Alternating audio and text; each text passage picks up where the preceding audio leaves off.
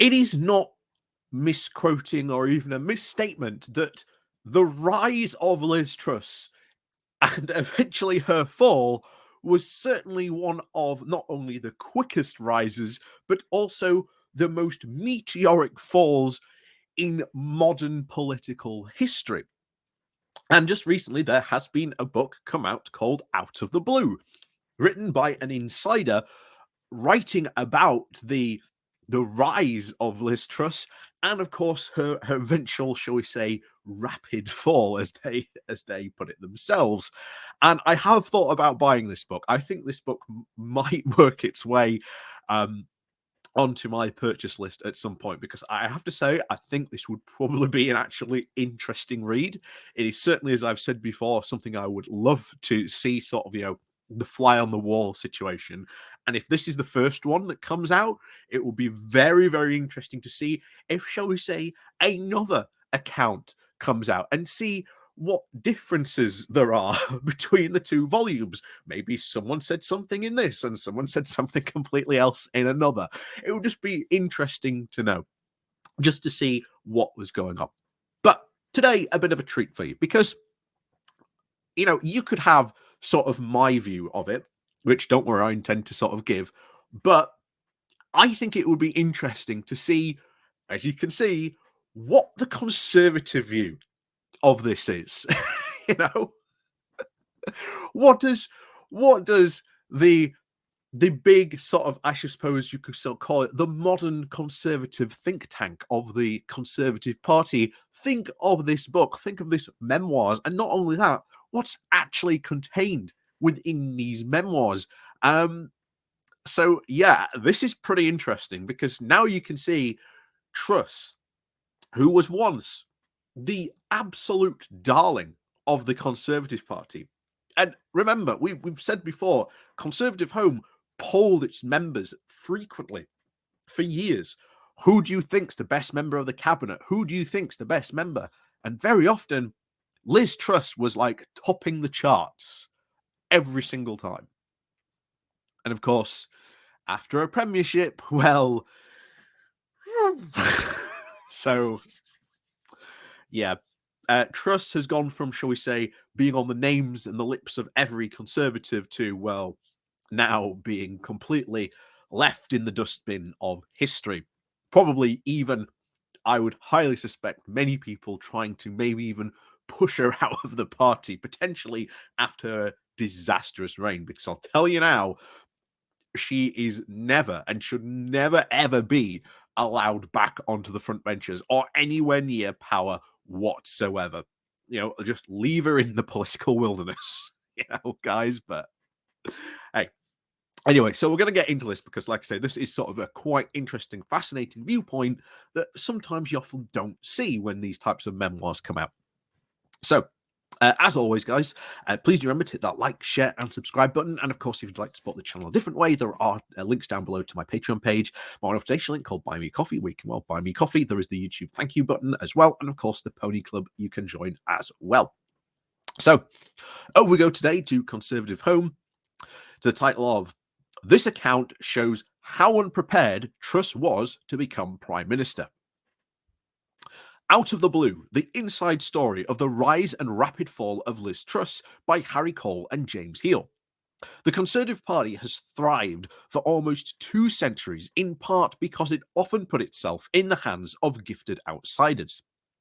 To the confusion of its opponents, who yearn to even dismiss it as stupid, reactionary, snobbish, sexist, and racist, its greatest leaders have included Benjamin Disraeli, the first Prime Minister of Jewish descent, Margaret Thatcher, the first woman, and so Liz Truss's background as a Liberal Democrat activist who called for the abolition of the monarchy by no means even precluded a career in Conservative politics.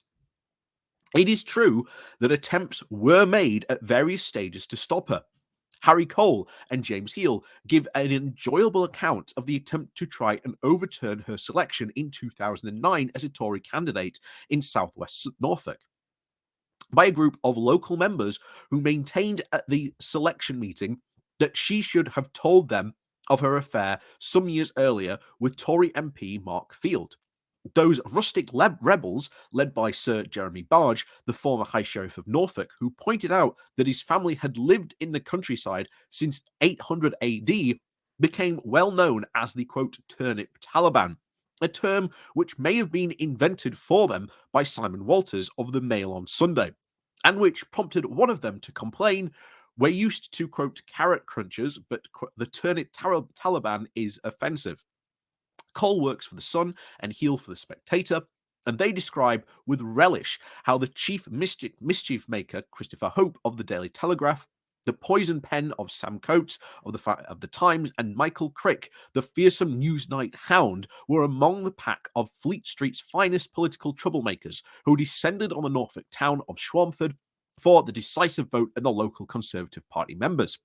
But the party leader, David Cameron, had swung the party machine behind Truss. Tim Monagale and the editor of Con Home backed her too. So did Daniel Hannan and Ian Dale. She won the vote by a crushing margin of 132 to 37. It had taken Truss a long time to gain an adoption in a safe seat. As these authors remind us, she had been defeated going along by many others, including David Gauke, Michael Revkin, Michael Gove, and even Charles Walker. And at the selection for Surrey Heath was won by Gove, he has recalled that, quote, Jacob Rees-Mogg, quote, slightly unnerved her by bringing along a copy of the House of Pooh Corner, which made her think, where have I gone wrong? At the others just named, she had also demonstrated the first quality need to make one's way in politics, which is perseverance. Things often didn't quite went well for Truss. She never stopped fighting in her corner. She provided a good copy for the press, she'd often leak stuff. On her upward ministerial path, which led via education, the environment, justice, the treasury, trade, and the foreign office back into number 10, she often antagonized her colleagues and never suffered a fatal blow. But according to these authors, she soon proved a, quote, hit on Fleet Street. While Chief Secretary at the Treasury, she demonstrated a disastrous spell at the Justice Secretary and Lord Chancellor, while during which she infuriated the judges by failing to defend them after the Daily Mail denounced them as enemies of the people. She started out of all kinds of zany photos on her Instagram account. On foreign trips, which became frequent, when she was the trade to every other aspect of the program might be disrupted in order to get, for example, the final snap of Truss on a British-made Brompton bike with a Union flag umbrella in a car park under the Sydney Harbour Bridge with the Opera House looming large. These pictures certainly helped to promote her. Many have also done something very similar for British exports. She was soon mocked but attracted more attention than most, as a well-behaved minister would have done. In her first 5 months as Foreign Secretary, more than 700 pictures of Truss were uploaded on the government's official Flickr account. One for every 5 hours in the job, these authors point out. That's a lot of photo opportunities. That's just to say for sure. But back to it. So at words, she was less good. She often sounded completely cloth-eared. This book, which is in itself rather clumsily written, recounts many speeches which did not come off well. Many of it, which might sound severe as models for the aspiring orator. She was not an easy person to contradict. And on the first whole, she sounded herself with her aides who did not contradict her. The case against wherever she thought was a good idea was even seldom made.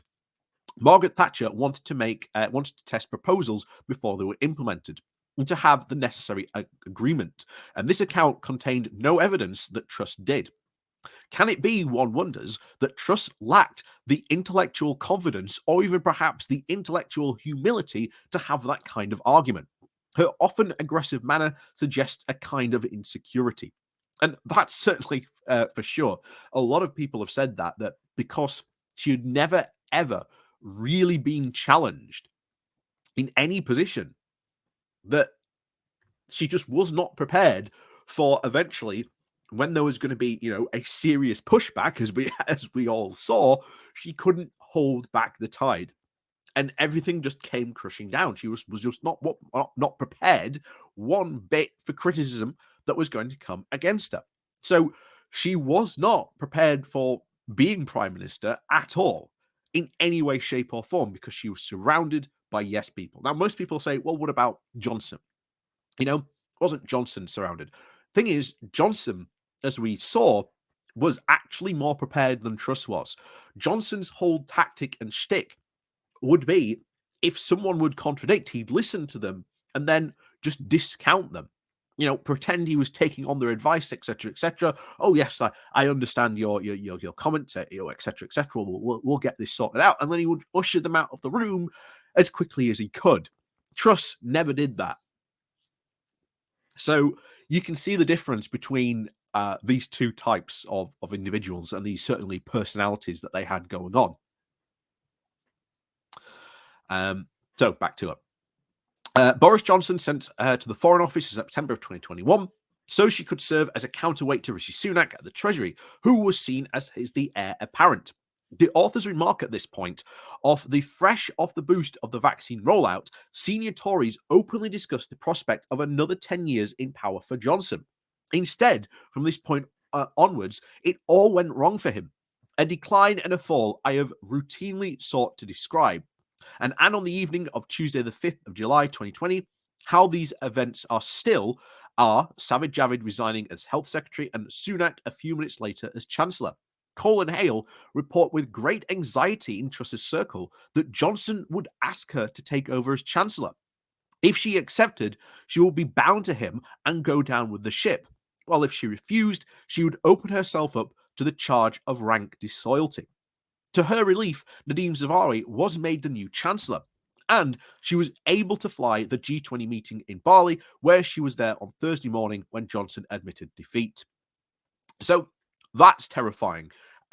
How close. And if you may remember, that was a big thing at the time. I don't know if you remember that far of, oh my God, Liz Truss is going to be treasurer. Now, of course, Zaveri ended up stepping in. But it just goes to show you just how close we actually came to Liz Truss being, the Chancellor of the Exchequer. And if you think that, her disastrous mini budget was bad, how bad would it have been if you'd have had Boris Johnson and her together, combined, pushing this forward? It would have been even worse, I think. Would have Boris Johnson eventually fallen? Yes, it is entirely likely. But yeah, potentially Johnson may have been able to last maybe a bit longer. But of course, it's one of the great what ifs, probably of political history. But anyway, back to it. She flew back and had assembled her handful of advisors at her house in Greenwich, where they then realised that I had none of the elements, including money, MPs, video, website communications, even the need of a leadership campaign. A policy team was set up in Truss's daughter's bedroom. They had no policy, but needed to start outlining one to publish in the comment piece of the Telegraph on Monday. So the team cooked up a policy vision over an 18-hour day. The account confirms how unprepared Truss was to become Prime Minister. She couldn't, without difficulty, outflank Sunak on tax, for her regarded with a moral seriousness with a need for sound money. She was in favour of unfunded tax cuts, so was a friend and Greenwich neighbour Kersey Quatang. But they did not reveal how boldly they actually intended to be, nor did anyone in their circle gather how sort of the achieving and seek to make any kind of rigorous counter-argument. Dominic Crabb put his name in the piece in the Times, which warned that Truss's tax plans were electoral suicide note, while Gove said that Truss's campaign had been a holiday from reality.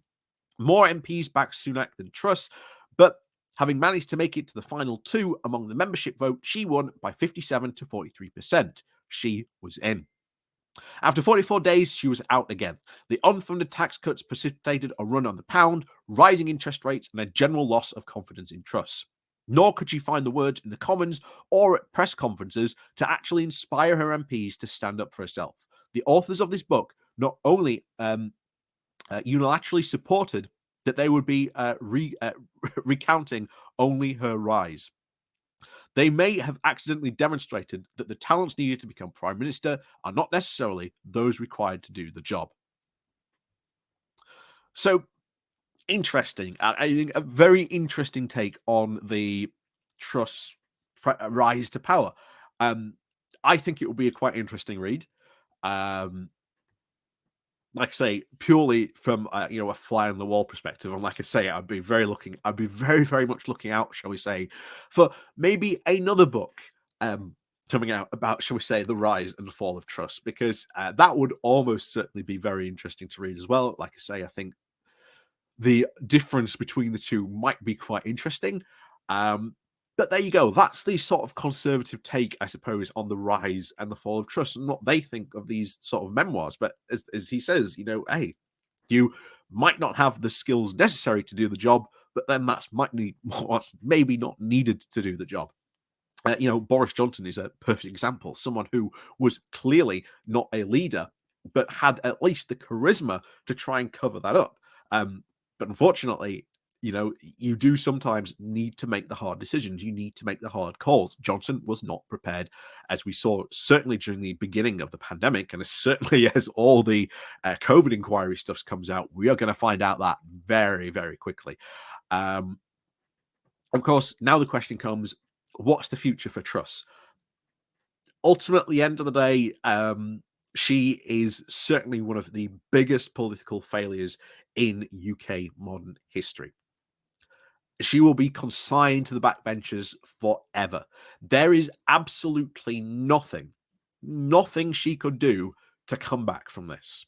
Like, absolutely nothing. And if she was ever brought back to the front benches, the opposition would have an absolute field day, because Truss is seen as an absolute abject failure. Why on earth would you put her in that position? What are you doing even thinking of that? And trust me, we saw during, Truss's time, there were a lot of failures. We've got all this, trade agreements, which are just not good trade deals. You know, you've got the thing when she was Justice Secretary where she didn't stand up to protect the judges from the Daily Mail, branding them enemies of the people. You know, Truss is now condemned to wander, I would hope, the political wilderness now forever. And yes, she may raise her head from time to time. Maybe she'll be, spotted here and there on the backbenchers, maybe doing a speech, one whatnot. But her time as an MP is well and truly over. I would not be surprised if she were to stand down. She hasn't announced that she's standing down, but I wouldn't be surprised if she keeps a seat in the next election either. that's for sure. But as always, guys, like I say, thank you very much for watching. Please do remember to hit that like, share, and subscribe button on your way out. And of course, down below, there are links to my Patreon page and our foundation link called Buy Me Coffee, where you can buy me coffee. And as always, thank you very much to all those people who do help and support the channel. And of course, we'll see you all next time.